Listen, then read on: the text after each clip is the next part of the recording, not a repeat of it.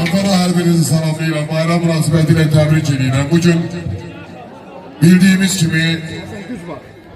gibi Beyləqan rayonunda Mədəniyyət və İstirahət Parkında bugün möhtəşəm bir Novruz Festivalı keçirilir. Gözəl bir-birindən gözəl nömrələr Novruz bayramı təşkil olundu və Beyləqanın ictimaiyyətinin demək olar ki, hər bir oradaydı, iştirak edilər və Novruz bayram ərəfəsi başlayandan biz çərşənbələrdə, bax belə kəndlərdə belə Novruz tonqalları yandırıb, bayram havası yaradıb və cəmaatla bir yerdə Novruz şənliyi keçiririk.